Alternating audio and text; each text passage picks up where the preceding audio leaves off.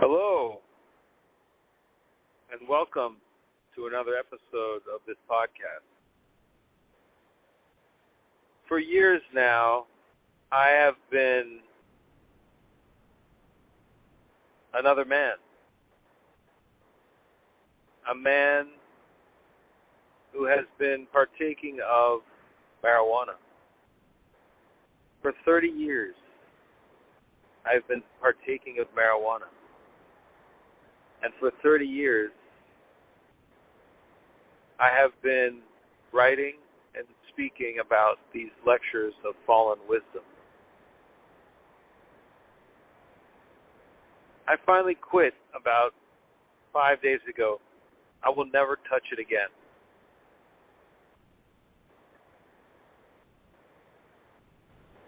I'm not saying that there's anything really wrong with it, except that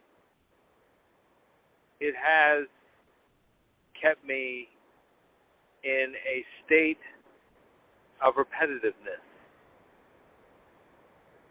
for that long. In fact, the person I was when I first started this in about 1992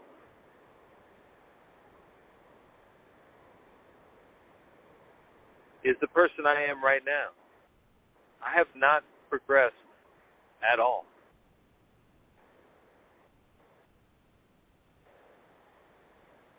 I am a 20-year-old, more or less, now inside a 50-year-old body. That's what marijuana does to you.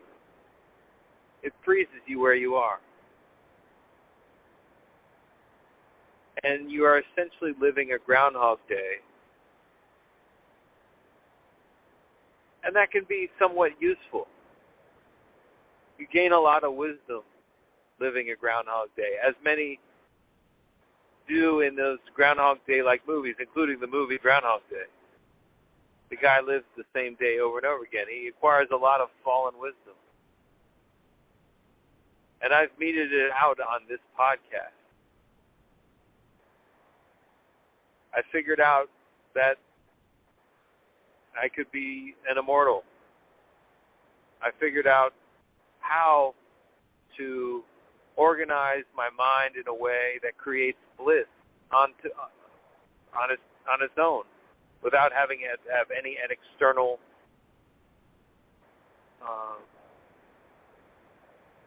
anything external about it. Just all internal bliss. I figured out how to do that. So it's a tool. Marijuana can be very useful in that. But it also has a dark side.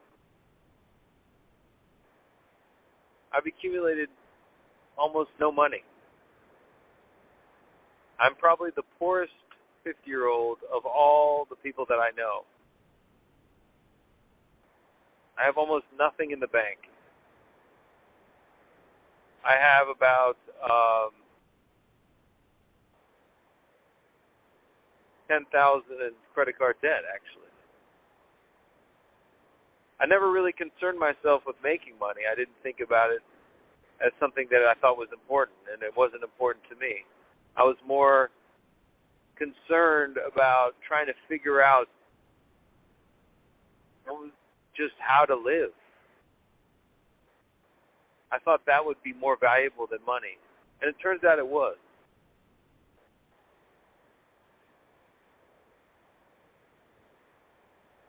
I've come up with a lot of different techniques for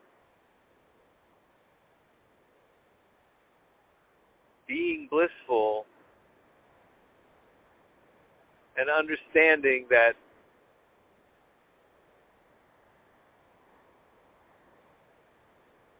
we're here to figure out how to become gods again.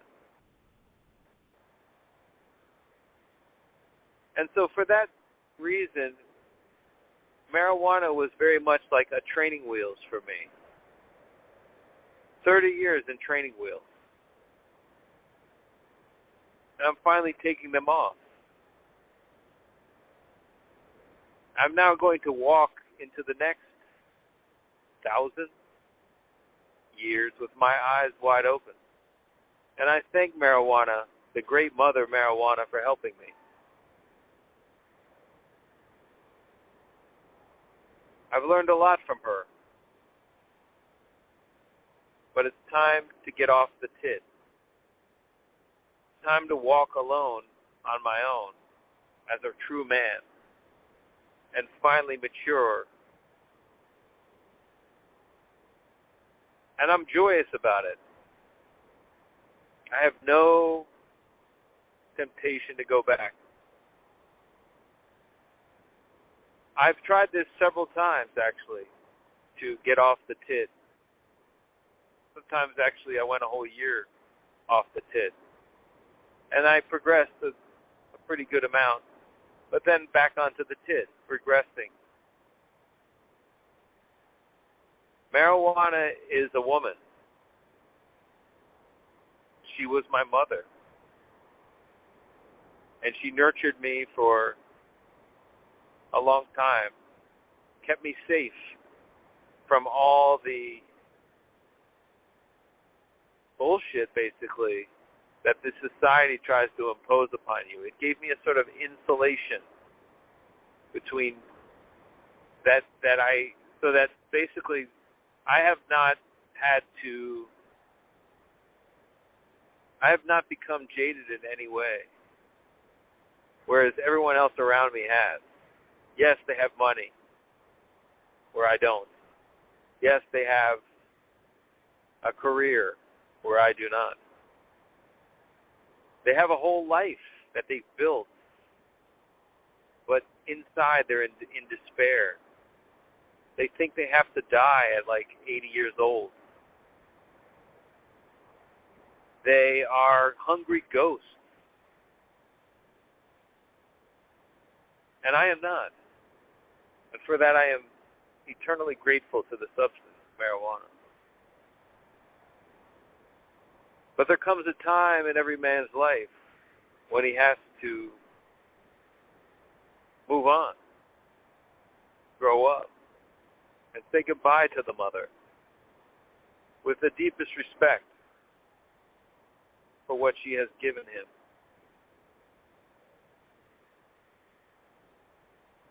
I was tempted to come on and talk about the negatives of marijuana and kind of give it a bad grade, a kind of warning about it. And I guess there is somewhat of a warning in what I'm saying. If you don't eventually take off these training wheels, you will just become a mama's boy.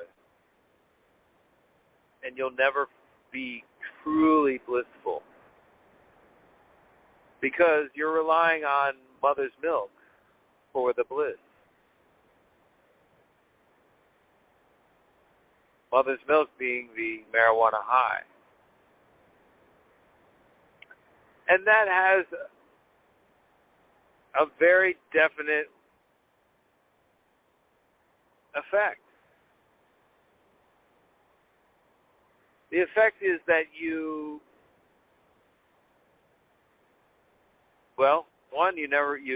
keep your baby fat.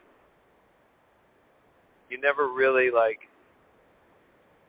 get a full dose of your testosterone because marijuana is an estrogen creator in your body. Estrogen is an anti-testosterone hormone.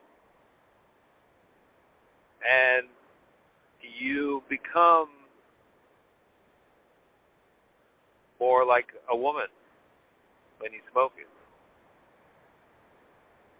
Women can actually use marijuana their whole lives without much ill effect. But men, they have to at some point grow up from it. At least that's what I've discovered. And I'm joyous about it. I'm happy it's finally come because I'm ready now to carry with me the wisdom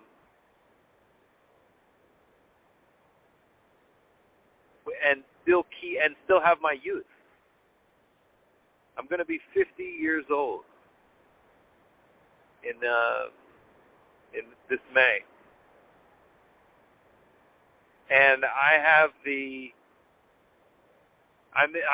shape, and I'm a little fat. I mean, very little fat, but a chub, kind of like a baby fat, which makes sense. I've been a mama's boy for 30 years, a marijuana mama's boy.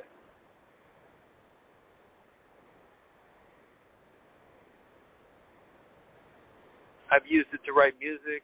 I've used it to be creative. And it's going to be hard for me to figure out how to be creative without it.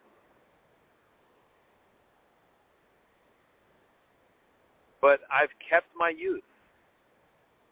I've figured out a lot of things that I don't think I would have figured out without her. So I give great thanks to her. And I do not ever want to disparage her or to say anything bad about her. She has served her function. As you can see from these lectures, I've tapped into some deep, deep shit, and most of it was from marijuana. Granted, it is from other drugs as well. I've experimented with psychedelics, mushrooms, MDMA. But all of these things, they're training wheels to figure out how to create bliss in yourself without any drug. Another one of those things, I have to say, is pornography, which I'm also walking away from.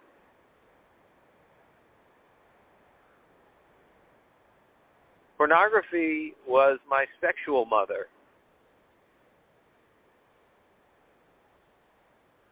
In the form of these women who come on the screen and take dick while I watch. They've taught me how to enjoy sex. They've taught me what sex is all about. And for that, I'm also grateful. I do not believe pornography is evil, but I do believe it is a training that must be walked away from at a certain point.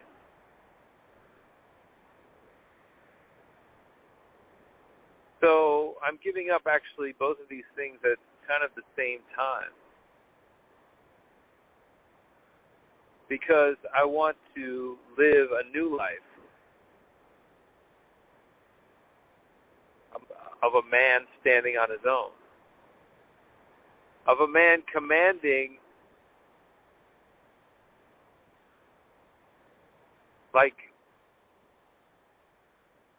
a true great man who walks the earth. Many, I kind of think about it like Jesus Christ.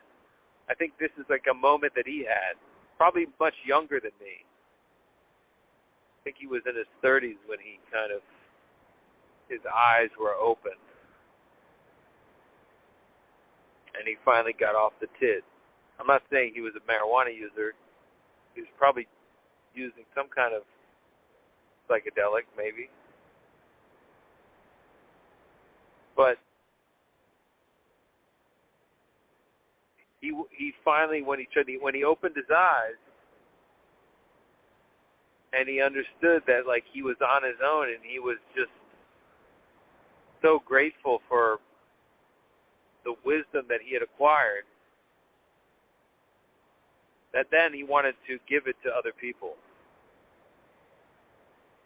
So this is no longer going to be fallen wisdom, because fallen wisdom is what you accumulate as you are ensconced in the midst of substances. In a sense, you are fallen. You've tapped into a fallen sensibility, something that you put yourself in voluntarily. You subjugate yourself to a substance so that you can see, you can look at yourself in a certain way, and you can understand certain things. How important breathing is. It is to create bliss inside.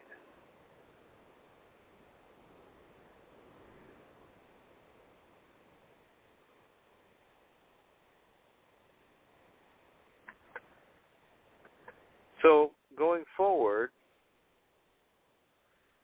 I'm going to be talking about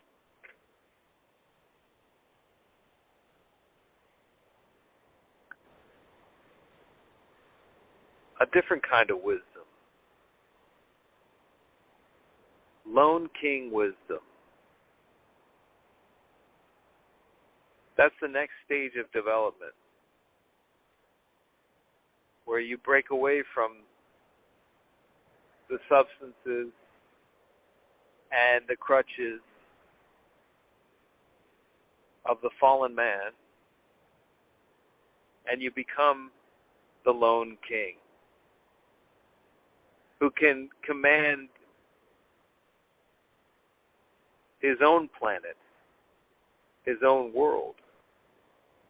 Doesn't need anything. I'm not sure it's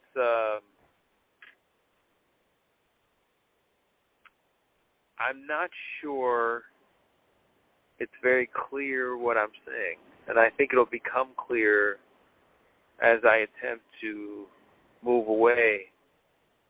I am but a child at this point. I'm a 20-year-old, 50-year-old. I've time traveled. My 1992 brain has time traveled to here. With all the innocence, none of the jadedness, and all of the excitement of a 20-year-old. So, if you're a stoner, chances are, if you're somebody who does it like a lot, which is something I did, you're embalming yourself. You're preserving. I don't want to say embalming. That has a kind of a deathly connotation. You're putting yourself, protecting yourself for the time that you do finally walk out of it. And, you might say, you know what, I love marijuana. I never want to walk away from the mother. I want to smoke marijuana until my last day. Well, you can do that, but I don't think that you're going to have much fun with it after a certain point. And you'll know when that point is. You'll see it. It'll come, as it came for me. It just got to a point where I was like, man, I'm having the same kind of thought over and over again. I'm having the same ideas. And you probably noticed there's a lot of repetitiveness in the lectures of Fallen Wisdom, because the ultimate wisdom that you get from it is not something that you really need to... It's not extensive wisdom. It's just the fundamentals of life that are so important. So you tend to revisit them over and over again and be in awe of them and want to just constantly repeat them so that people and that yourself, so it can really become ingrained in you.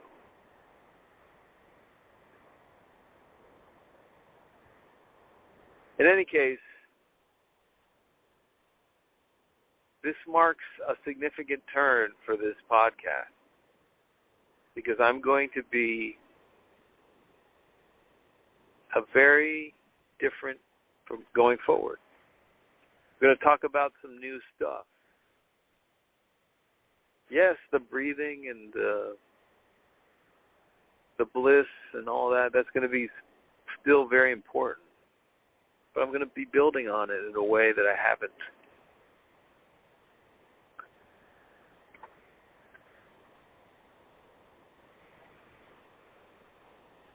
I'm going to be living in a different way.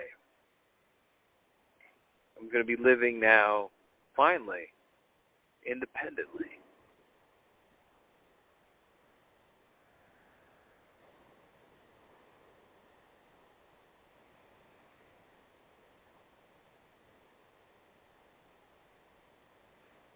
There's not much else to say at this point. I'm excited. I've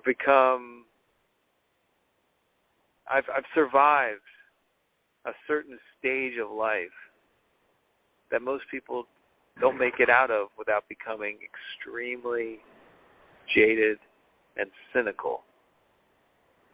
I am nothing of that. I have nothing of that. I don't believe I'm going to have a hard time doing artistic things. I'm going to have a hard time continuing some of the stuff that I was doing, like the rap music. But I also found that my songwriting was becoming repetitive. I was becoming stuck in a mode. And I'm excited to see if I can break out of it and bring my music to a whole other level.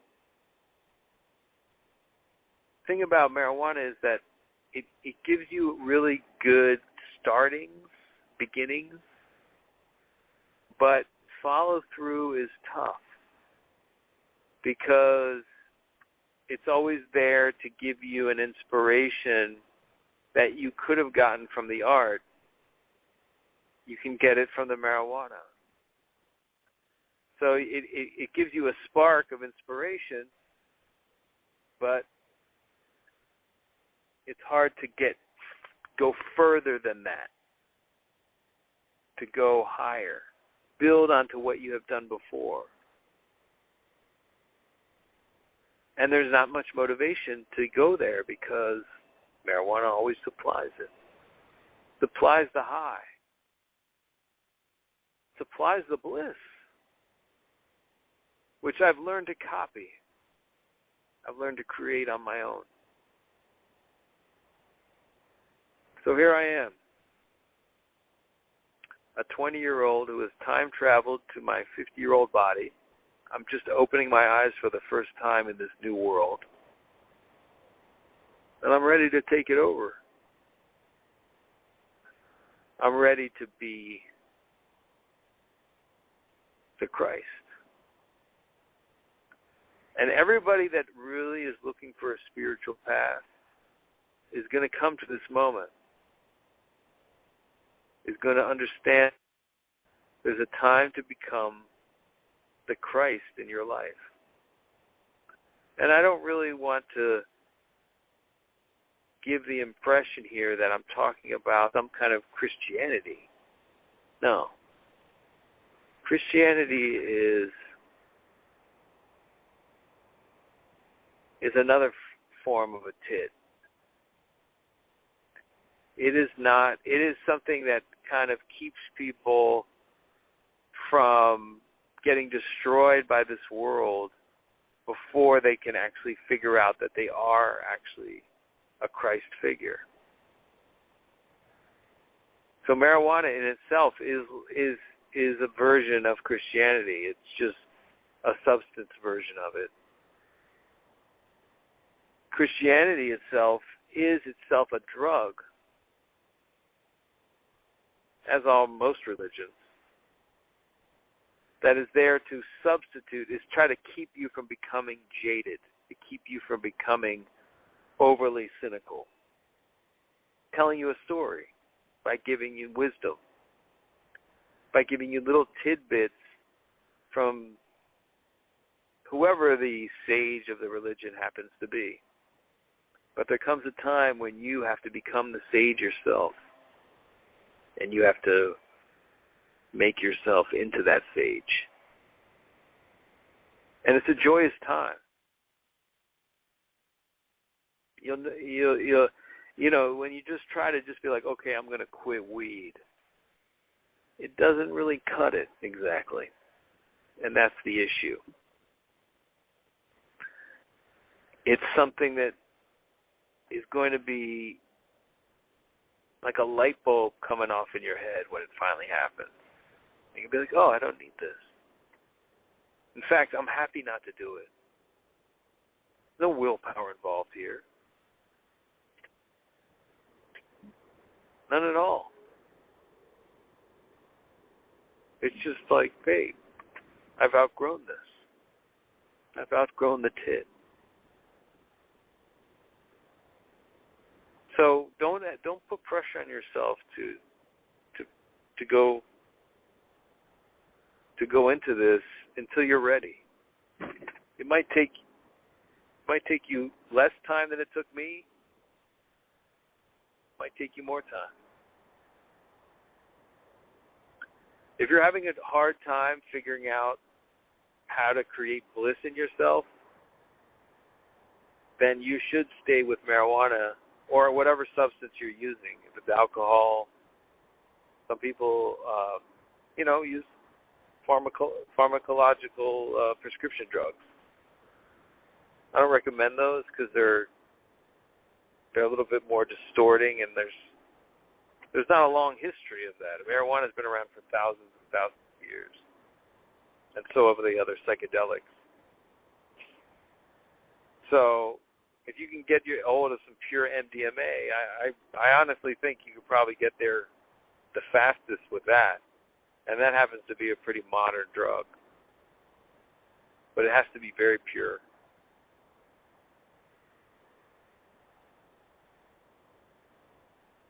So whatever it is that you're using to try to understand the bliss state so you can create it in yourself, just understand where you're going with it. You're not going to need it after a certain point. You just won't.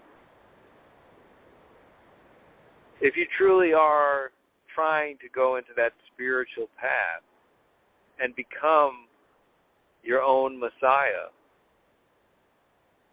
well, at some point you're going to be happy to be completely sober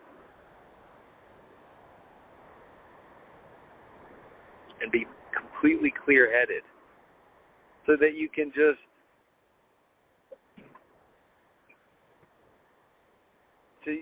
kind of like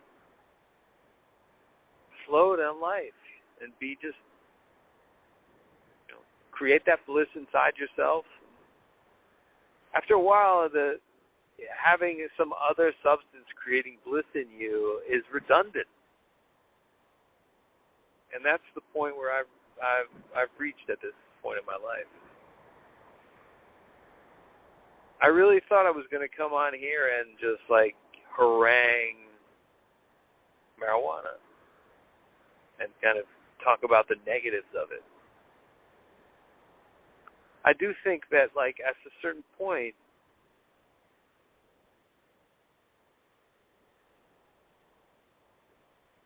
it does take away your beauty.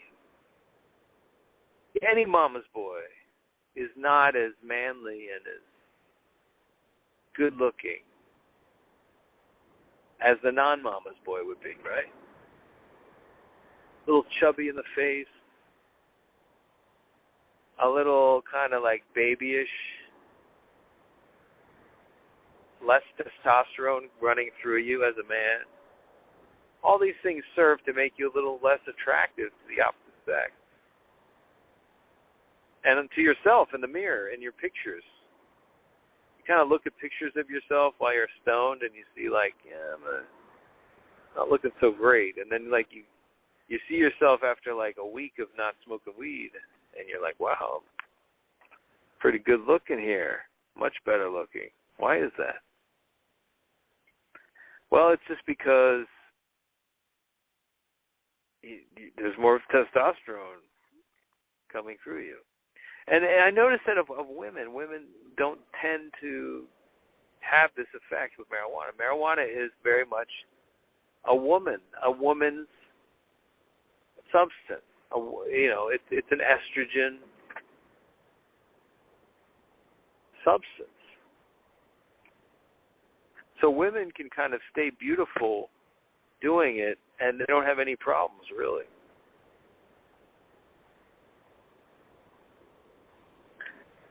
And so I kind of I don't know exactly how to recommend to women. I mean, this podcast has always been more man-centered because I'm a man. So it's hard for me to give advice to women. And I've now recognized how different men and women are when it comes, especially to marijuana. It's just you can't really generalize to how it is with women. They can tolerate it a lot better. At least they can stay beautiful. In fact, they become more beautiful with it in a way that men, after a certain point, they don't. And I think men, after they're just not suited to, and they're not supposed to be on it forever. Whereas I think women can be. Now, there's other things that perhaps the women who listen to this might want to tell me about it. Say maybe they've figured out certain things. And I'd love to hear from you if that's the case for you. Because I've also seen that there's certain women that have come off the tit as well. And they've blossomed in many ways. So I don't want to just say, okay, if you're a woman, just do marijuana forever. No. I'm just saying they can, more than men. But maybe the woman wants to come and be her own blissful Messiah as well. And I think that that's something that can be done. So, if you can figure out how to create this bliss in yourself without any drugs, try coming off of them, man or woman. And just see how long you can go. It might take a little willpower for the first couple of days, but after a while, it's effortless. And it's not like you have to actually swear it off completely and be like, oh, I'm never going to touch it again. It's not that way for me. It's not like I'm like, oh, I'm not touching. I swear to God I'll never touch. No, I mean, I even went in being like, I might hit it again now at some point. But now I'm at the point where I'm I don't see it happening. I don't see the reason for it. It would be akin to a boy who, after breastfeeding, a few years later, goes back to breastfeeding. It's I guess he could do that, but why would he? It's a little ridiculous at a certain point. So I'm excited to what the future holds, and I will keep doing these podcasts as lectures of the Lone King. So stay tuned for what I come up with.